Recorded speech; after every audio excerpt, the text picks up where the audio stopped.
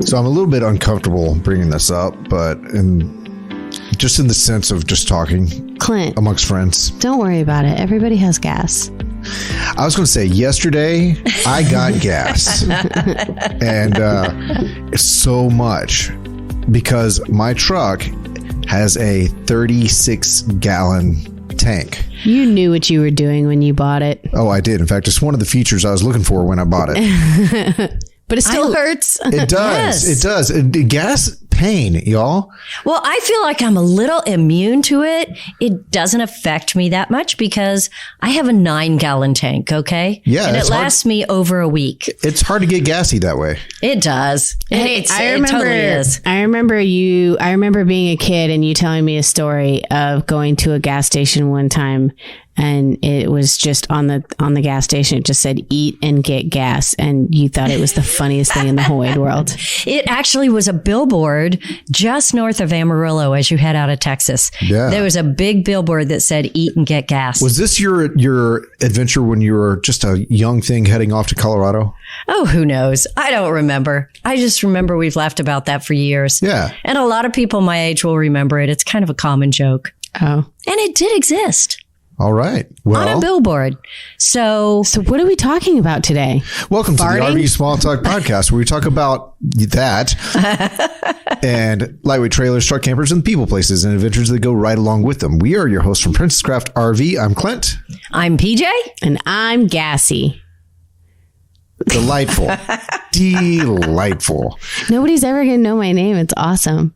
I was thinking about that the other day. You're right about that, Lindsay. I don't think anyone will figure it out. Well, Lindsay, we're just going to have to bring it up a Say lot. your name a lot. All right. There you go. Because gassy man. it's not going to work. Hey, everyone, you can check out show notes for episodes of the RV Small Talk podcast at rvsmalltalk.com, and just look us up on social media or YouTube. Just look up the RV Small Talk podcast. We'll be there for you. And we can always have people look up these show notes, but do they really even know what the show notes will be about? If they listen to the podcast, they do, because the show notes are about the podcast. Podcasts are about pretty much the same topic. It's kind of cyclical. I guess it just seems like our intro was a little nebulous. Okay. So, yeah, let's talk about gas. We're talking about the problem of gas for the RVer and the traveler in general today. Pricing, the worries, and how much really is in your control. Nothing. Yeah, there are some things in your control. So I will say that at the moment, gas prices are a little bit stabilized, but it wasn't but a couple weeks ago that they were climbing up there for our area, which is one of the cheaper areas across the U.S. That's right. It is. We are cheaper. Mm-hmm. I think average across the country is what, $3.69, $3.75. I actually printed that out. So let me look at my paper. Yeah, current average for today for regular gasoline. That's Right. that The 87, cheap 89 stuff. Yeah. Current average price across the U.S. is $3.27. Ooh, cheaper than I thought. Yeah, even all the way up to premium, $4 and a penny. But diesel has been kind of just staying high for a lot of people. I've heard a lot of complaints. Its average today is $4.62, basically. Wow. I got these from gasprices.aaa.com. And last year, it was the diesel average was $3.60. Yeah. So it was $1 cheaper last year.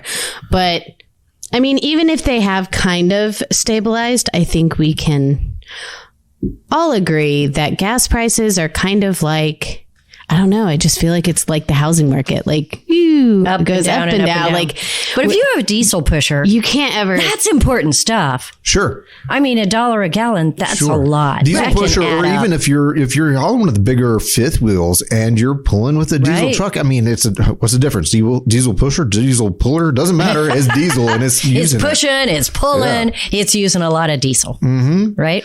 And there's a lot of benefit to diesel, but it's hard for me to say I'm going to compare the two right now. I mean, I don't haul as often. I'm fairly local. Yeah.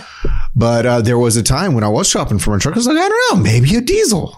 I mean, you get the smell, you get the clackety clack.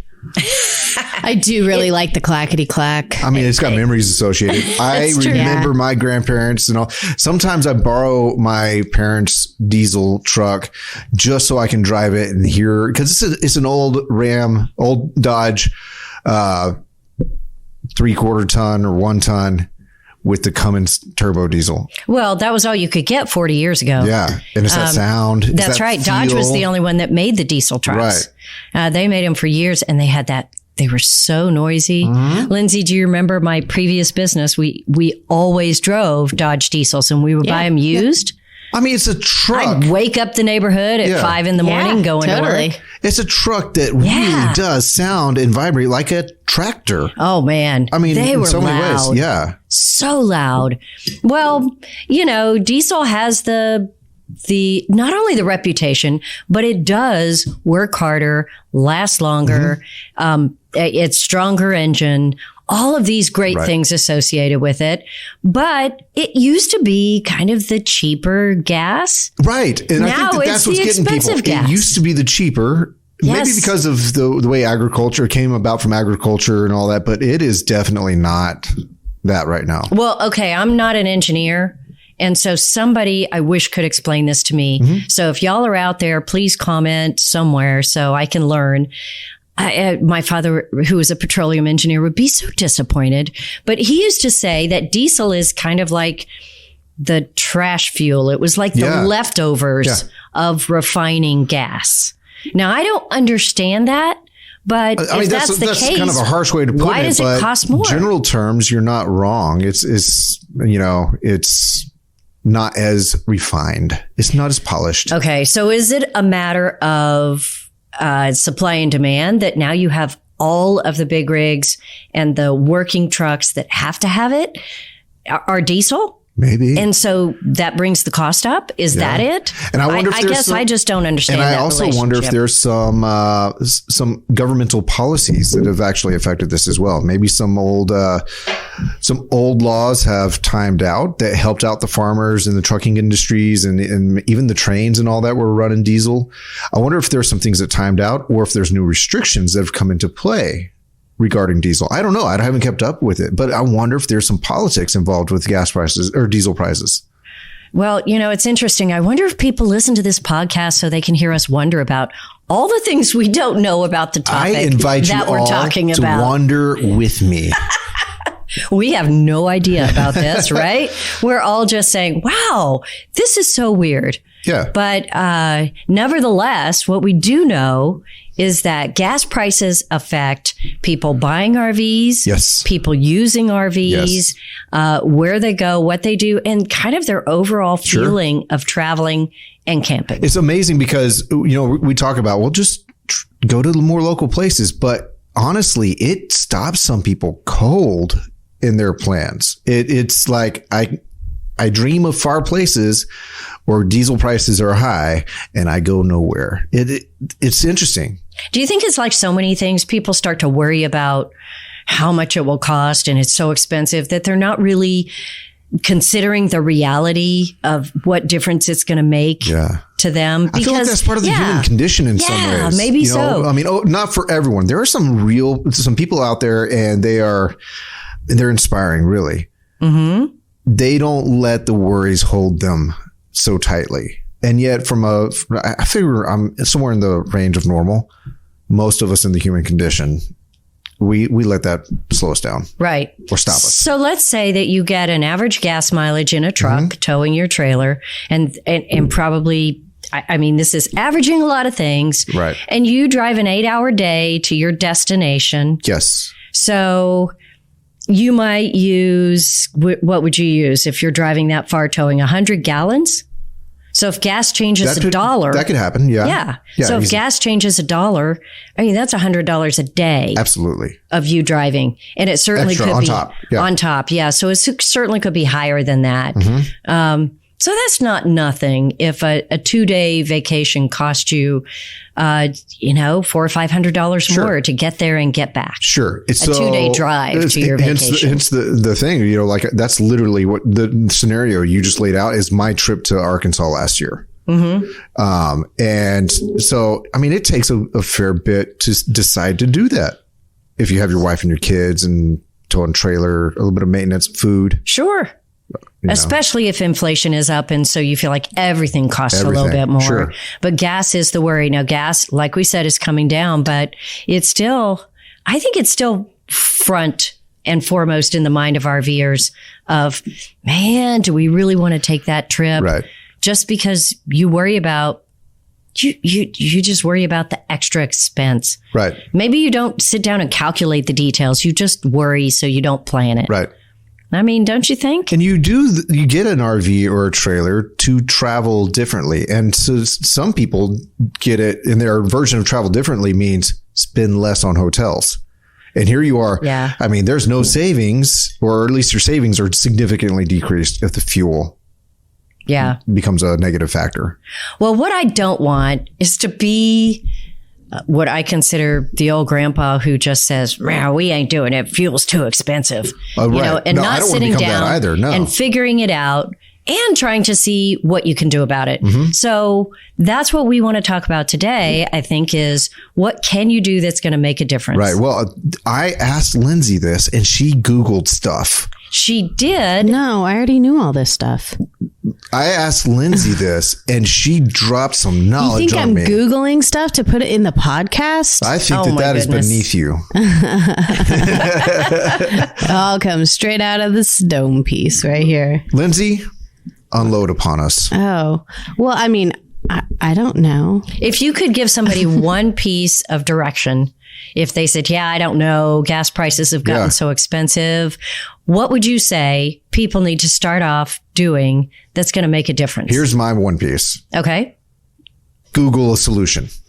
Oh, come on, Clint. But no, seriously, because there are programs out there that I don't know of personally, the names of them, who's doing it, but there's apps. And there's loyalty programs. There are ways to get discounts, and some of them are significant discounts on the fuel that you're putting in your vehicle. So it's kind of crazy because you see like the little things when you go to the gas station to sign up for rewards or whatever. It could be Shell. Shell's a big one. I mean, I feel like I'm with 99% of the population where you're like, nope, like, I don't know. Is this a credit card? Do I have to pay something? And it sounds like work. Yeah. And like just something. What information do they get? Yeah. But a lot of it isn't. So we stopped by a place last night to get gas, and weird, me and Richard were both getting gas at the same time. So we're like on both sides of the pump. He said, I think I got rewards. It was not. it was not. I promise you. Meet you at the gas pump. Yeah. He didn't even like totally pump my gas, but he did help. So what a gentleman. I know. So at any rate, he said, I think I got rewards here. And I'm like, I don't have any rewards here. So he put his phone number in, $114 in rewards in gas at the Randalls.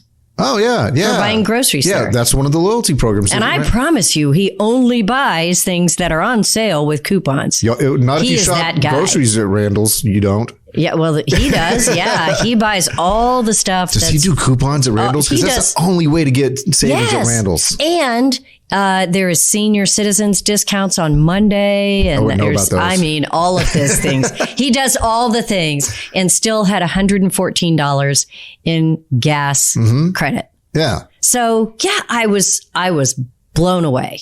Okay. Well, there's an Lindsay example. Lindsay is so bored. $114. That's not nothing. No.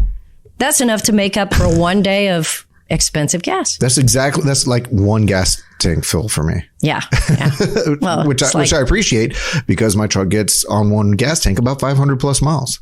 Well, maybe you should try one of these reward Tell me more. memberships, Clint. Okay. Because Lindsay. I'm trying to figure out which one I'm going to sign up for. So you actually don't pay for, at least the ones that I looked up, like the best ones. The first one is for diesel only, but it's apparently the best one for diesel. It's called TSD, and you can sign up at myopenroads.com. It's completely free. And if you have a large tank like yours, you can save up to $25 every time you fill up your tank. That's not good for my truck. Wow. I know. That's a lot. That'd be cool, but my truck is a gasser. Yeah, don't put diesel in it. BP Me Rewards is gas or diesel, and it's the only one that has a price match program. So you have to pay for that piece of it, the price match part. It's $1 a month, so $12 a year. And I'm not sure. I mean, hopefully you'd save more than $12 and make it worth it. But for just the rewards card, you save 5 cents a gallon if you spend $100 or more a month on gas. And does it matter where you go for gas? Because we're creatures of habit. Well, right. BPB sounds like a British BP, Patrol. Yeah. So you have to spend $100 a month or more at BP in order to get the 5 cents a gallon off. Do you know where a BP gas station is here? I don't think I do. I mean, there's not one like in my route to work and back, but I've definitely seen them all over Central Texas. Don't they own other stations? I think that BP, so they do the refining and all that. And I think that they have some other brands that, so I'm going to look at this. Okay, because it's BP on Exxon or something? Yeah, something like that. No. Exxon is different. Yeah, okay. That's Exxon Mobil. What about Exxon? Exxon Mobil Rewards is a point-based system, 3 cents in points per gallon on fuel purchases. And then when you get stuff like car washes or get stuff at the gas station, then you get points earned for that too. And if you're an AARP member with the Exxon Mobil Rewards, you automatically earn an extra 1 cent per gallon and 1 cent per dollar if you buy stuff at the store. So, I mean, there's kind of like tiers with the Exxon Mobil one.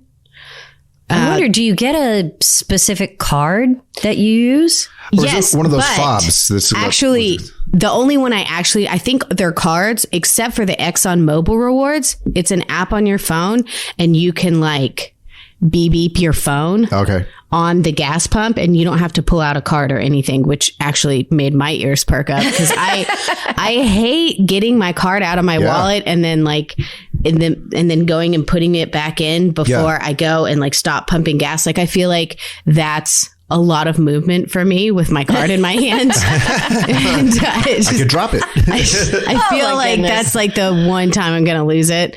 So I thought that was really cool. You lose it like 3 times a day. But I always hear those horror stories, and they tell you not to get back in your car when you're pumping gas because the static electricity. Static electricity. Touch the outside of your car, and everything can like burst into flames, and you're like, it won't. It won't. No, yeah. So I think of it like this. I don't know. I go through so much windshield wiper fluid because I'm that guy that when I'm filling up that tank, it's an opportunity to squeegee my windows so I don't get back in my car. But it makes your windows even dirtier than it was before because that water's all grody. You're doing it wrong. Yeah, apparently. No, I get back in my car. Every time. I don't have enough time to squeegee my windows. I have not blown up I was yet. Say, this afternoon we're going to be the Central Texas kaboom. No, I'm not. Okay, the last one. Boop boop. Yeah. The last one was the Flying J's reward program. Flying J is obviously like the truck stop. Right. So this one is actually built with RVers and professional, like truck drivers in mind. Cause they're all over the country. So you can sign up for the My Rewards Plus app. And you earn points when you fill up, you earn points when you go in the store, and then you can use them, which I thought was hilarious for like the truck drivers. You can use them for showers. Yeah. Which might be really helpful if you're RVing as well. Sure. But yeah, you can also use it for gas or take, for instance, you're on your way back, you're a day out from home and you've already dumped your tanks, but you're going to have to overnight. You want to shower. Use your points to shower. You know, I actually showered a lot at truck stops when my husband was a truck driver and we were not married yet. And about 10% once they got married, she stopped showering. I quit showering. Yeah. Nobody cared after that. You've already landed the fish. I mean, that's when everything goes to hell. But I can tell you that only about 10% of them were tolerable. And that has changed. Truck stop showers are very nice for the most part now. Well, and it's places a like Flying competitive J, business. Yeah. Pilot, all of those. They have nice showers. You know what I like about this is that if I'm doing one of my longer road trips, which our listeners go much further than I do. However, on my longer ones, the 8 to 17 hour trips that I drive sometimes, this would actually make trip planning a little bit easier. If I'm just going to use the Pilots and the Flying J's. You can find those on the maps, on your GPS, on the app and all that. You can plan your trip a little bit better versus me, because I will hawk eye every single sign. Every time I hit another town, I look down at my gas gauge and go, I'm filling up because I'm doing it. I fill up so much on these long trips. If I have half a tank, I'm filling up. And I think that's a valid point. But I will tell you, and this is a bit off subject, but a lot of RVers are weary of truck stops. I get a little bit leery about just not knowing where to go, where to pull in. You might get stuck somewhere. Particularly if you have a small rig. It feels like kind of foreign and where I'm supposed to be. And can I line up over here with the trucks, or do I line up over there with the cars? I felt like where that do I go? when I started elementary school. It just feels odd. I felt like that when I started middle school. I felt like that when I started high school. I felt like that when I started college. I felt like that when I started Princess Craft. I feel like that every time I start going somewhere for the first time, y'all. Well, you're well seasoned, but I'm just telling you, a lot of people avoid truck stops because it feels a little out of place. Sure. So, I don't know. For people who like to go new places, feel a little bit out of place at a truck stop once or twice, and it'll become old hat. So, we've talked about the discount programs, but what if the Exxon gas is always more expensive than the gas down the street? Why not just go down the street instead of go to Exxon to get the 3 cents off a gallon? You still have the liberty to do that. Yeah. So how do you know? What's the best thing? America's a free country. Well, that's good. Gas Buddy. So Upside Down and Waze are the 3 most popular gas saving apps. So they'll basically just show you best prices around town, best prices in your area. And that first one, the BP Me Rewards, also has a price match program where basically they do the same thing. Like, oh yeah, that's cool. They will show you within so much distance around each Exxon station what the gas prices are around. But of course, if you go to one of the other ones, then you don't get the rewards. Right. So a little bit of math involved. Like, am I going to save more here, or am I going to save more if I get my points? But I mean, come on. Well, at some point, you just got to. It's like everything else. Gas is something that if you're traveling, you're using it regularly, and the savings add up. Right. It just adds Pennies add up, dollars add up. Absolutely. You know, being a T-Mobile customer, that means my cell phone does not work anywhere I camp. I didn't know about this, though. It doesn't work anywhere I camp. AT&T and Verizon have much better coverage. But what does it mean, Clint? But it does mean on Tuesdays, on T-Mobile Tuesdays, there's a discount on gas, and it's pretty significant. T-Mobile customers. It can be 7 to 10 cents. I know. What? Yeah. Mm-hmm. Yeah, it's an app. So you have to get the T-Mobile app and sign up for it, and then do you pay with the app? Right there? Yeah. And then do you have to go to a specific station? It pretty much. Yes, they have certain stations or certain brands that they work with.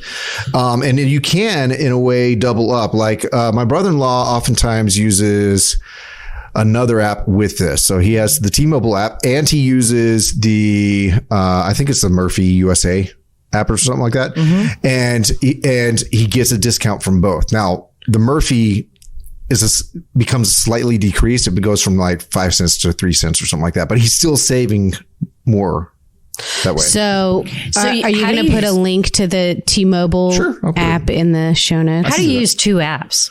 You just register one and then the other. Yeah. I'll talk to my brother-in-law to see how he does that, because I'm not as sophisticated as he is. I want all the tricks on how to save money on gas. Yeah. So maybe that's one thing. Find out what apps and programs you're enrolled in and see if you can actually stack them. because some of them it works. Yeah, like double coupon day. Yeah. Only it's double coupon doesn't mean 2 different coupons. Yeah, it does. This time. Okay. All right. So you could use an app and a gas program together. Yeah. So maybe the best thing to do then is to figure out which gas station you use regularly when you're not traveling and get their rewards program. Yeah. And then if you're traveling, be sure you have a gas buddy or something else to find the cheapest locally.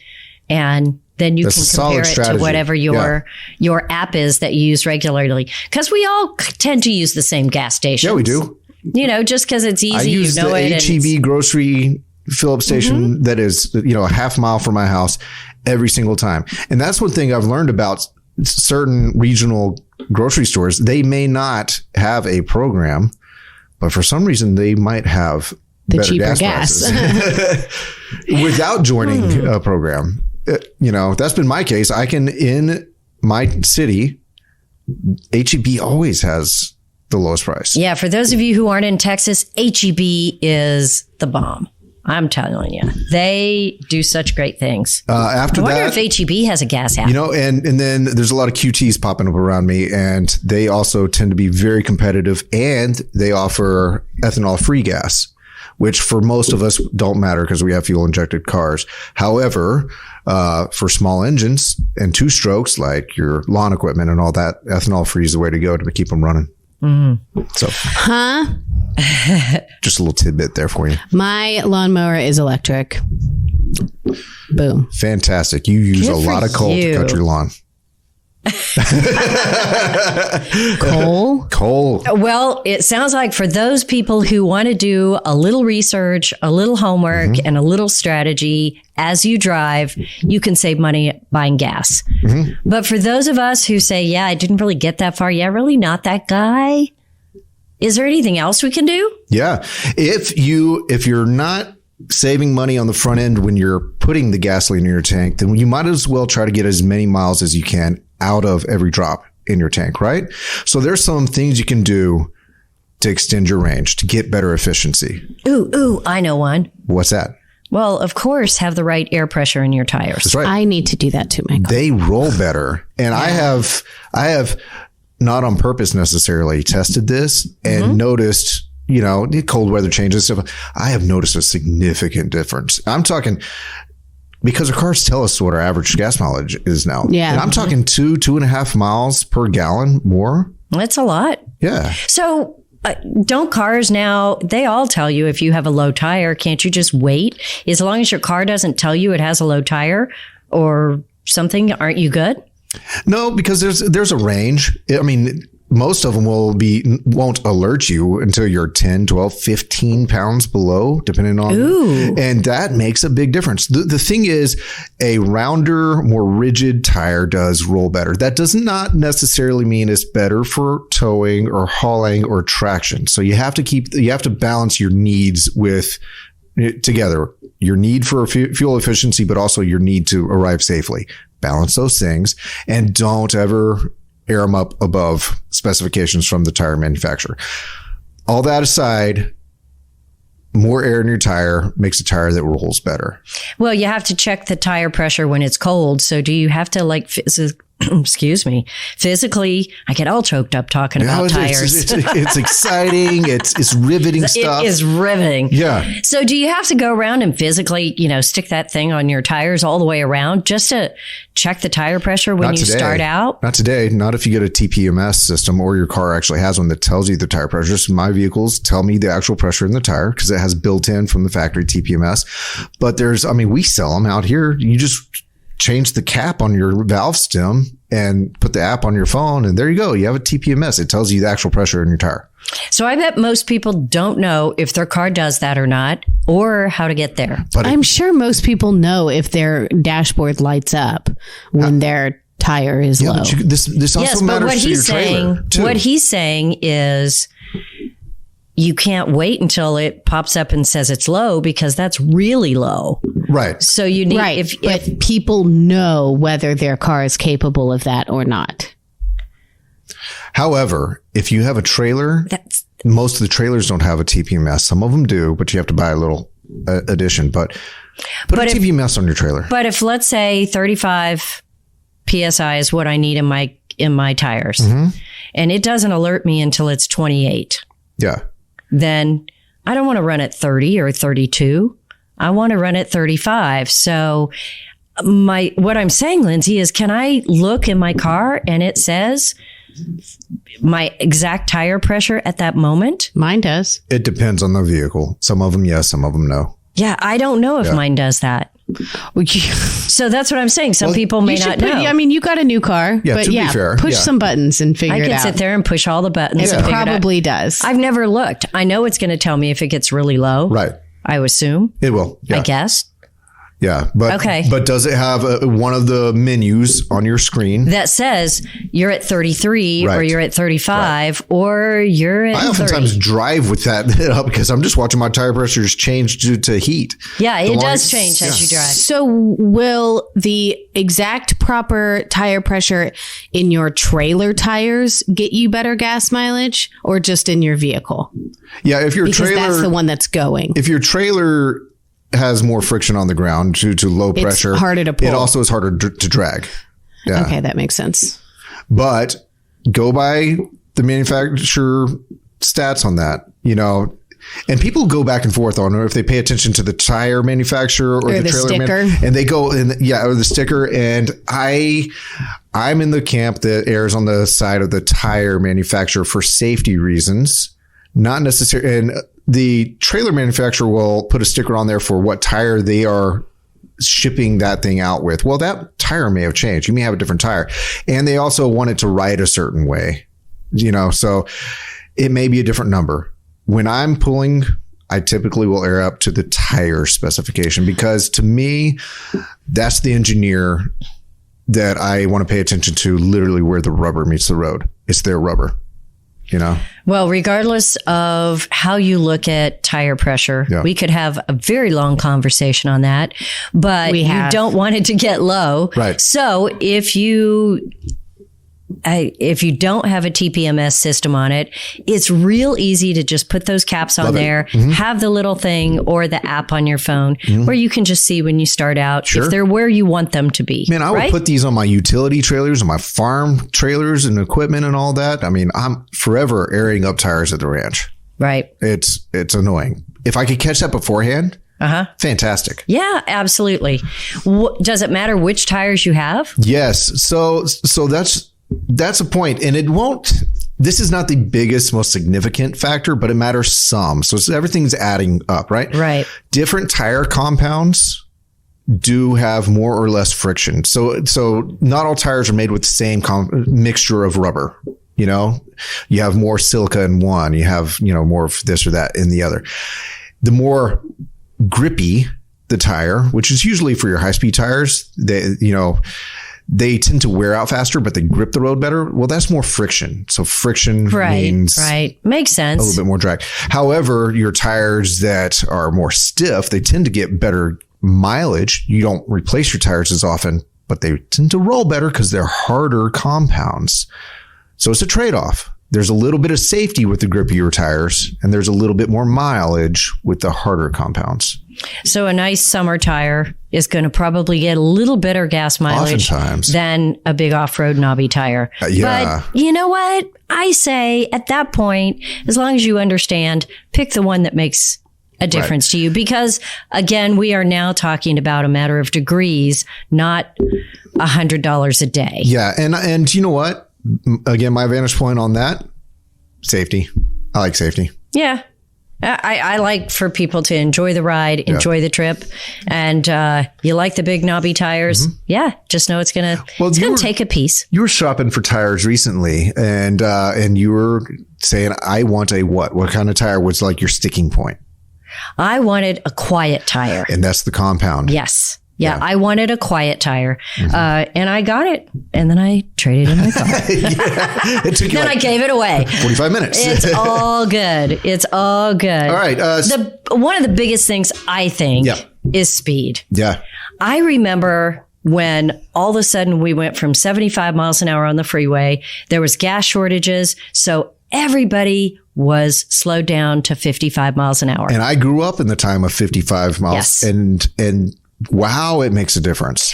It does. And it's all about huge. It's all about wind drag, your wind resistance. You know, honestly, this is probably the number one thing you can do to save money on gas. Right. Slow down a little bit. And generally 60 or below. And you're going to optimize what the engineers of the transmission have kind of optimized for. You're going to take advantage of the engineering. Well, it just takes a lot of effort for you to keep an engine going at that bigger speed. Yeah. Especially when you're towing. It really jumps. I know that we can really make a huge difference when we're towing our trailer by dropping from, say, 70 to 65. Right. Driving the right hand lane. 65. Huge. And be patient with yourself. Give yourself a little grace. Enjoy conversation and the view. And save quite a bit of money. And maybe it also has something to do with how you drive. You know, some people have a heavy foot when they take off. That's where you're throwing dollars out the window. Acceleration is it. No matter what vehicle you're in. If you're in an electric vehicle, you're dumping your capacity. So aren't you doing that whether you have a trailer or not? Yeah, you're doing that in life. If you accelerate in life too hard, no, wait, that's not how that works. Wait, time out. Stop. No. Okay. Lindsay's rolling her eyes. So accelerating gradually. And this is something that young people in general, you know, we like to take off. I mean, and then I think that some of us get stuck in that mode. So you know who takes off from every single stop. But this isn't just takeoff. It's also if you're rolling slow. Let's say you're coming out of 35 and you know that you're going to a 75. This happens a lot coming out of small towns in Texas. Mm-hmm. You don't have to be going 85 by the time you hit that 75. You can still be, you can gradually build up to it. You don't need to get there just because the speed limit changed. Mm-hmm. You know, a big amount of gas is probably spent passing somebody. Oh, because if you're towing a trailer and somebody in front of you is going even slower than you are. Passing while towing a trailer is. Whoa. Yeah, I don't like that. A lot of gas. You can almost see the gas needle move. Yeah. You know? Yeah, it's scary too. You know what? Another thing is a bit of your route planning. You know, avoid high traffic areas and times. Because of all the slowdowns and stops, we just talked about accelerating from a dead standstill or even from a slow speed. That's where you lose the most value in your fuel. Okay, wait. So you're saying if you make a route that doesn't go through a city or have a whole bunch of stop signs or hit traffic, right now, then you don't. This is stop a balance. It's like, are you going straight through the business version of the highway? You know, I-35 business, more traffic lights, two lane roads. But it's a shorter distance. It's a shorter distance. But if you're rolling and you're maintaining and you're not having to start, that's when it matters. But if it's like, to be honest, the toll road around Austin oftentimes is not necessarily saving because it's it's a huge and it's route. Expensive. It's a toll road. Right. So there's that. Now, if that were a free stretch of road, not a toll, I think there are times that it still is not going to be more efficient because it goes way out of town. You know, I don't know. I think that planning a route that takes your time, so you're not in a hurry, and maybe take some of the country roads. It's got to save you on gas if you're hitting a big city with a lot of that's why it's a bullet point on here. Much of the time, and honestly, to be in that mindset is good for you. What about when you're planning your trip? I can see how that makes sense, but once you get going.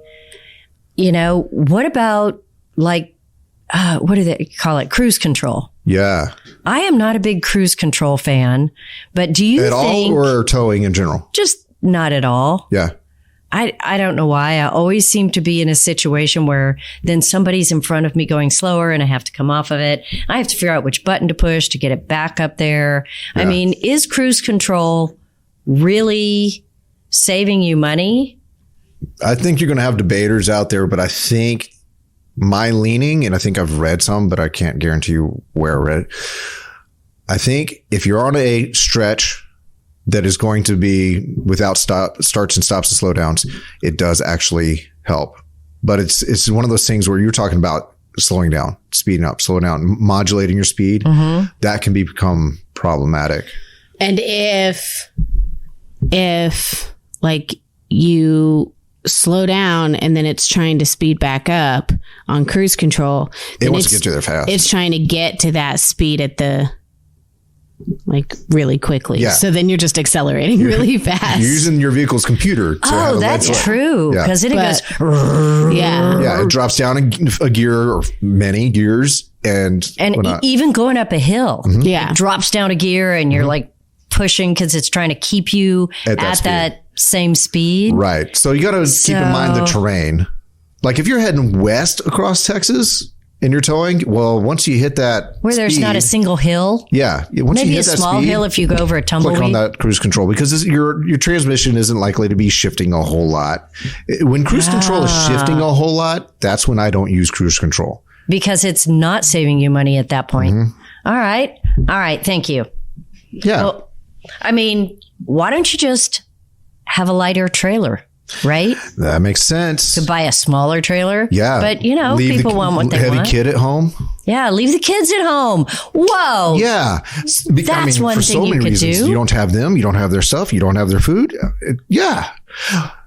And the trick here is, again, accelerating from a stop or from slow speeds. You're moving more mass. It just takes more. So the lighter your trailer, the better. So if you can, pack less. Is that what you're saying? Yes. Don't haul a full tank of water. Oh, that's the worst. Yeah, because that can be, what, 300, 400, 500 pounds?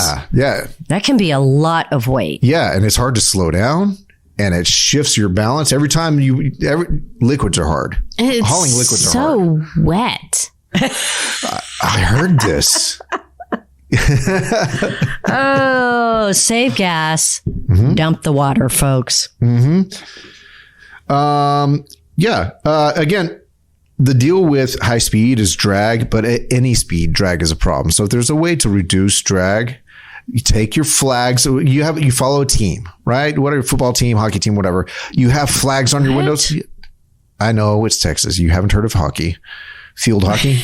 I don't know what we're talking about here. Flags on your windows? Reducing, flags on your car. Yeah, reducing drag. Take those things off. Because they're a drag. That's right. Nobody cares about your school. Who has Take flags those on their things window? off. A lot of people. Cowboy fans. Yeah. Where have you been driving lately? Yeah, I don't know. I do want some of those like reindeer antlers and ears that you can put up That would look stick real above your cute car. on your Miata. Wouldn't that be awesome? Yeah, and maybe eyelashes. And a little like red nose on the front. Yeah, that's all drag. Don't do it. Hey, She's not towing with it's her a Miata. Miata. Yeah, I get like 400 miles off my 9 gallons. So It's true. I am That's okay. So can I have reindeer ears, reindeer antlers at Christmas and a little more drag? Sure. We'll allow it for festivity All right. purposes. Next Christmas, I'm dressing up, folks. Something people don't consider, and this has to do on trip planning when you travel. Cold weather tends to correlate with less mileage. I'm sorry. Is your car going to be a drag queen? Because it's What? a drag. If you introduce more You're drag, getting more drag. Sorry, this all just bounced around in my head. What were Lindsay's you? back, folks. What were you saying? according to energy.gov, cold weather and winter driving conditions can significantly reduce fuel economy. I know I'm not going to read the whole thing. Why are you talking like that? Because I'm a goofball. Are you a drag now too? No, that's not. I don't think that's a common voice. I don't know. So why Maybe does is. it reduce? Why are cars just less? Are the engines less efficient when it's cold? I believe that's the case. Yeah, and that's why they tell transmissions you are. to get gas when it's cold. You get, like, when you're pumping gas, you're supposed to pump gas early in the morning or late at night or in cold weather, because then you get more gas. Well, Well, that's just because it evaporates, right? no, that's because it condenses. that's a weights and measures thing, like liquids condense. So wouldn't it be the same thing? Because when it's cold, you don't use as no. It's all right. That doesn't affect it necessarily. Okay. Do we ask the audience on this one? Some people, engineers will be like, well, if you install a cold air intake, you get more air for the kaboom in your engine for combustion and all that. But when it comes to actually in practice, your big metal vehicle pushing through the air and the transmission working efficiently and all that, colder weather correlates to lower gas mileage. And it's because of the actual physical mechanics of the transmission, the engine, the oil flowing through it. And that's another thing. Use the right oil viscosity for the weather conditions that you're driving in. A lot of this just sounds like do what you should do to take care of your vehicle. Yeah. Drive like a nice guy. Oh, yeah. And find a rewards card. Yeah. Honestly, is that the gist of it? Yeah. And realize if you're sitting while your vehicle is running, you're just wasting If it's just sitting there idling. And so many of our vehicles have these auto start features and all that. And honestly, I hate them. I hate them too. I know what it's doing and I appreciate it, but I hate the experience of the continuous going to sleep and starting up. It's not fun. It's a little unnerving, isn't it? Because you're like, wait, my engine stopped. Is it going to start? Wait, the light's green. And you have that kind of flash in your head before it starts going again. You know what affects your engine's efficiency? Air conditioning and heating. Well, so you're saying you should not be blasting. My favorite thing to do is to blast the AC and roll down all my windows. I know. It's so bougie. That's I know. The worst. I know, but I really like how it feels. It's always my favorite. There was a Mythbusters episode, and I used to argue with my mom because she was like, "You're wasting gas by driving around with your windows down." I said, "I don't have my air conditioner on. I'm actually lugging my engine less by having the wind whipping through my glorious back then teenage hair," and. And Mythbusters actually kind of proved this, that driving while not using your air conditioner with your windows down, you could actually go further than turning on the air conditioner and rolling your windows up. Yeah. Well, if I put my top down, I have to admit, I don't usually run the air conditioner because if it's Texas super hot here, I don't put my top down because it's too hot. Yeah. You can't touch the steering wheel. It's just hot. But if it's cold, I'll put the top down and turn on the heater. Works all day long and it's spectacular. Yeah. So that may save gas. It does. But no. Yeah. Not doing it. Understood. This is all not doing pick your poison, choose your own adventure. That's what all this is. But, I feel like that is a grandpa thing to say, all right, it's going to be a little uncomfortable in here, but we're going to save some gas by not running the air conditioner. I have turned the air conditioner off when I'm about to run out of gas. Yeah, I do that too. I'm like, okay, turn it off. Let's see how far we can coast. In my little cars, both here and when I was traveling abroad and all that, I'd turn it off just to get more power. Right. It's like turn off the air conditioner. It's like having a turbocharger. That's true. Oh yeah. Do you have heated seats in your car? You do? Well, just put a Snuggie on and turn on your heated seats. Drive with the window down. A lot of times where I'm at, I just don't happen to have a Snuggie with me. Oh, we're getting you a Snuggie. Uh-oh. Leave it in your car. So I don't know. Where? It's just one of the things that I do when I enjoy it. I have a trunk. Yeah. Yeah. I don't know that I have much more, just some practical stuff. Well, how does your tummy feel? My tummy? Yeah. Like a bowl full of jelly. What? You started saying you had some gas, so. Oh, I'm kind of gurgly. Now that the episode's over, we know how to make it all better. Yeah. How's your tummy feel? Like the whole topic has been coated in Pepto-Bismol or Mylanta. Mylanta. Pop, pop, fizz, fizz. Oh, what a relief it is. That's not Mylanta. No, it's Alka-Seltzer. Yeah. Well, I learned a few things. I am impressed about all the apps and the discounts out there. I don't think we scratched the surface. I think we hit like they're out there. No, but I'm definitely. What have I been doing my whole life? I could have $117 in gas rewards right now. Isn't that crazy? But I will tell you, isn't that the way of everything right now? I mean, we all buy online, right? Yeah. And everything you do online has some sort of a click here and get a 10% off your first order. Be a member and you get X amount of discounts. I can't go to a new website without getting a pop-up that says, no, I don't want to save 10% on my first order. I know. It's like, what? You have to click the I don't like saving money button. But that's really the way of the world right now. And anytime that you buy anything on a regular basis, we probably should all invest in it.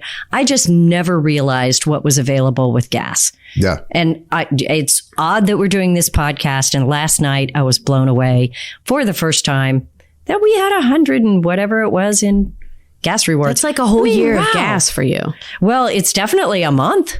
Yeah. So very crazy. Yeah. Very crazy. I'm going to try it. I'm going to put my dome piece on, as Lindsay says, do some homework and see what works for me. Yeah. And we should talk about this in a later episode to see what we do. You know what I think I am not going to turn my air conditioner down when it's hot outside. Yeah. I might not accelerate quite so quickly, and I might go around the cities to try to save some stop and go. Past that, I honestly, gas savings cards and discount programs are probably my best bet. That's the way to go. Yeah. What do you think? I think that's the modern way to do things. And and it's the way to go because the gas companies and all that, that's where they're going to put their most value for the end user. They want your information. That's how they pay for it. They want your information. They can resell you. They want you to come back. But that's where they're going to put the most value to you. I think that another thing that you might consider, and just hear me out. Okay.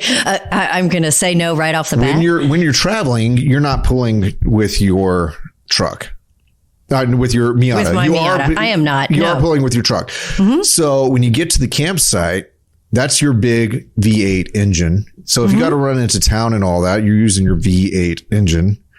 I think what you should do is what I've gone ahead and done. It's how I save $5 a day, up to $25 a week right now, just coming to work. Do it. Get a motorcycle. That's right. Put it in the back of the truck. Yeah. The difference between, and you can get one of those Honda Trail motorcycles, the 125 or 175. Oh, they're so classy. Classy? Yeah, classy. I'm showing you later. That is probably not one of my gas saving things. And when you think about It'll pay for itself. Will it? Yes. Oh, come on. Yes, I guarantee. All right. Because I'm going to ask the audience on this one. Y'all need to post on this as well, because I am getting fed a line of you know what right here, right now from Clint. Your Ram, standard driving, not towing, gets what kind of gas mileage? No, but wait. How far away am I going to the store when I'm camping?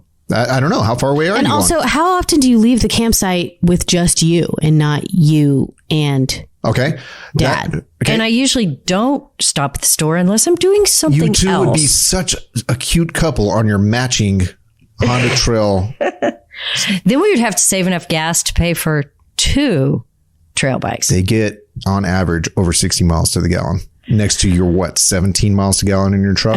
Okay, I am done with this, but thank you. What an interesting idea. Y'all can laugh about me on a trail bike. All right, fine. I'm not even going to bring up the new batch of electric motorcycles that will do the same thing. You're right. Please don't. That's a whole nother episode. I might have an e-bike. Okay, you heard it here. Well, this was fun. Was it? Gassy. Yeah. Not to toot my horn, but... Oh, my goodness. Can we stop? I can't. Genetically speaking, I can't help myself. It's really not good for you to stop. No. Just air it out. Oh, man. Until next time. We are the RV Small Talk team, and PJ is fed up with Clint yet again. Thank you for joining us.